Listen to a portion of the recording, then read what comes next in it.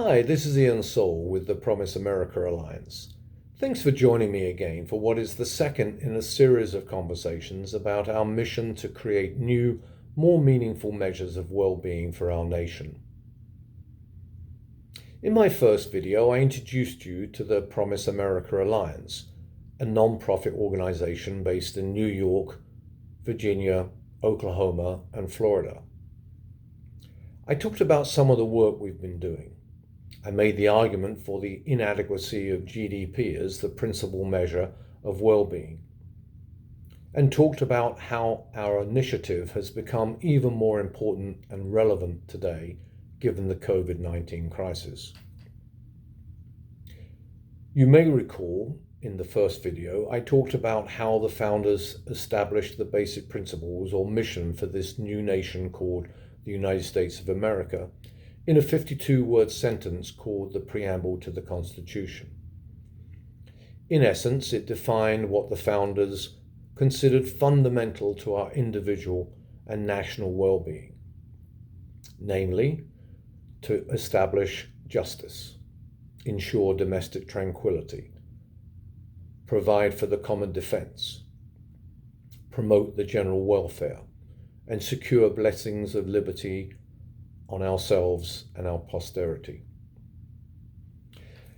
As such, I've often thought that in place of the current Pledge of Allegiance, ending as it does with one nation under God, indivisible, with liberty and justice for all, which only touches on a couple of the items written in the preamble, liberty and justice, we instead could, or perhaps should, say, I pledge allegiance to the flag of the United States of America and to the republic for which it stands, one nation under God, indivisible with liberty, justice, tranquility, welfare, and defense for all and for our posterity.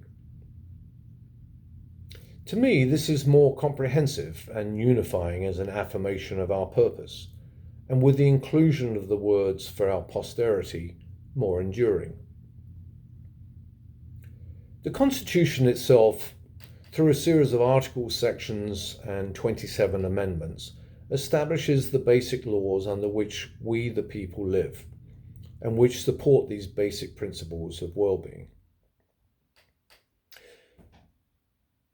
So for this second conversation, let's drill down into the concepts of well-being and consider what the founders may have been thinking when they established the nation in 1787, and how these thoughts relate to what we find ourselves struggling with today, 250 years later.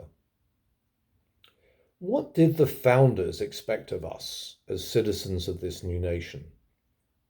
What should we expect from the nation as its citizens? What did they consider fundamental to well-being? Remember, when they were writing this document, we had just ended a war of independence, a war to break from the authority of Great Britain, a monarchy where the King of England was indeed king with enormous power, and the class in which you were born dictated much of your life. Many of the rights and opportunities we take for granted today simply did not exist prior to the winning of independence. So several years ago, a task force was put together to look at the essence of human growth and development. Among the members of that task force, which was funded in part by the Centers for Medicare and Medicaid, was Arthur Rayshap, the president of the Promise America Alliance. A full roster of the task force is available at the Promise America Alliance website and at the end of the transcript of this video, which is also published there.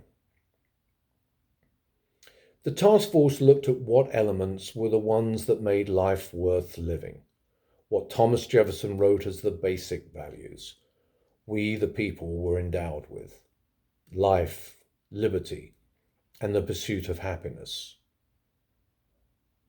The founders of this nation listed these and other attributes in the preamble to the Constitution, attributes which the task force agreed were considered fundamental to the well-being of the people of this new United States of America. To achieve all aspects of well-being as defined by the preamble, it was contended that individuals, their families, friends, fellow workers, organizations, the communities they engage with, and indeed the planet itself, all need to be experiencing it, at least to some degree. Well-being, at least under this argument, is therefore the path to a life worth living. It is what we all desire. It is the ultimate outcome of human life. So what are the components of well-being? What do we need to experience contentment? You may, of course, have your own list, and you may not totally agree with what I'm about to propose. But the task force identified 7 primary domains of well-being: identity, growth,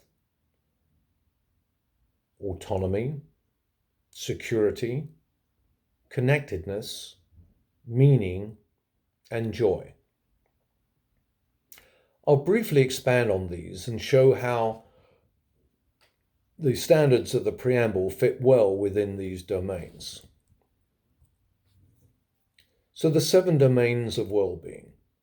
Number 1, identity, which can be described as being well known, having personhood, individuality, wholeness, having a history. Nothing exists without an identity. The objectification of people by stereotype strips them of their identities, leaving them virtually unknown and vulnerable and having to face non-personhood. One's own identity, history, life, and feeling of self are essential components of well-being. The preamble's opening of "We the people of the United States" opens the door to identifying with the mission as set forth in the rest of the 52-word sentence, relating the vision to a nation that would become the leader of the free world. The second domain, growth, development, enrichment, unfolding, expanding, evolving. Conventional wisdom in our modern industrial society regards learning and the opportunity to advance as part of one's pursuit of happiness. Having an equal opportunity enables one to be a person who is still growing, still learning, still with potential, and whose life continues to have within it promise for and connection to the future. Number 3, autonomy, liberty, self-governance, self-determination, immunity from the arbitrary exercise of authoritative authority, choice, freedom. By ensuring domestic tranquility, civility, peace, and safety enables a person and all with whom he or she is involved to operate with freedom and autonomy. Simply put, to be autonomous is to be one's own person. It is to be respected for one's ability to decide for oneself, control one's life, and to absorb the costs and benefits of one's own choices. The preamble pillar that supports this is ensure domestic tranquility. Number 4, security. Freedom from doubt, anxiety or fear. Safe, certain, assured of having privacy, dignity, and respect. Abraham Maslow theorized that human beings are motivated by a hierarchy of needs, and that certain lower needs must be satisfied before higher needs can be fulfilled. For example, safety needs the security of home and family. Freedom from fear and anxiety must be satisfied before we can grow towards self-actualization. That is what provides for the common defense. and how it relates to the preamble. 5. Connectedness. Studies show physical and emotional benefits to staying connected with one's loved ones, with the immediate and greater community, with identification as an equal person, endowed by their creator with the rights to life, liberty, and the pursuit of happiness, and to be connected to one's environment. The preamble's pillar of promoting the general welfare is pertinent here, as well as being a general underpinning of well-being. Number 6, meaning, significance, import, value, purpose. The search for meaning is a primary human motivation.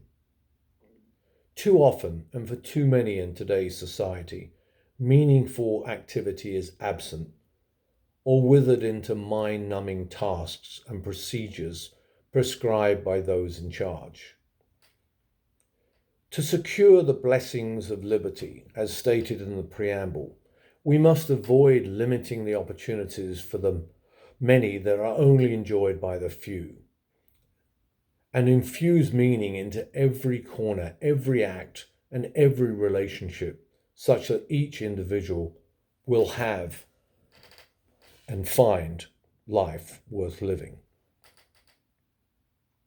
Joy, a feeling of great pleasure, spirit.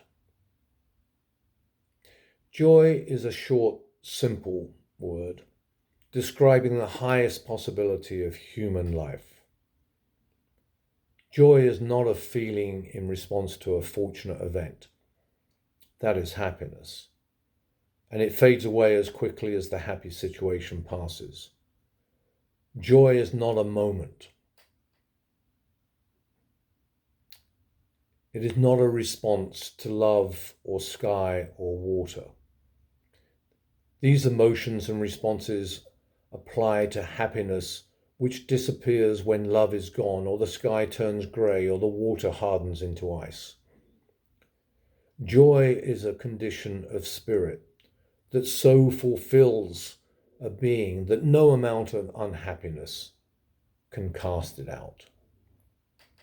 Joy can only be found where the world of the individual, her family and friends can experience identity, security, growth, autonomy, connectedness, and meaning. That is true community, marked by deep honesty and caring. The pillars of the preamble to whom this joy was promised were ourselves and our posterity. And then to enable this to happen, the founders did ordain and establish this Constitution for the United States of America. So while perhaps somewhat ethereal, these basic ideas about meaning and well-being and what makes for a life worth living, I do believe help move us towards a better understanding of what we should be measuring when it comes to the well-being of our nation.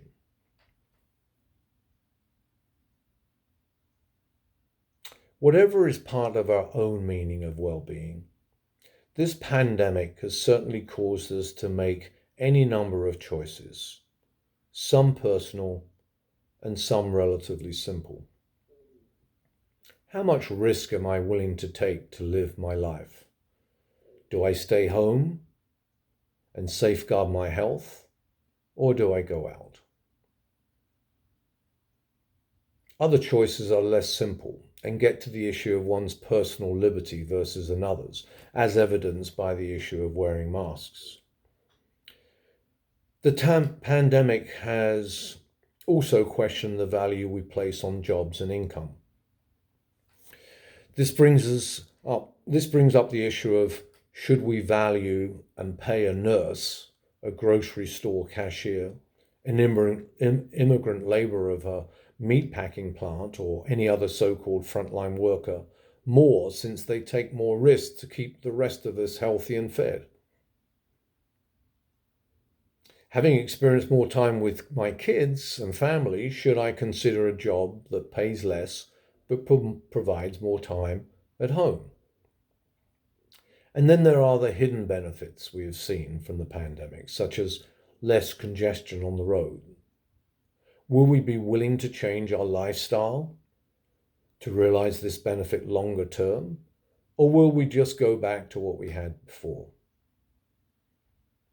In a number of instances, it appears our choices are heavily influenced by our political leaning, and several issues, even the issue of wearing of masks, has become highly divisive as we move forward. In the next video, we will discuss a possible approach to breaking through the partisan barriers and how this could help drive a different approach to measures of well-being way beyond GDP. So thank you for watching this second video, and hopefully I'll see you in the third shortly. Thank you.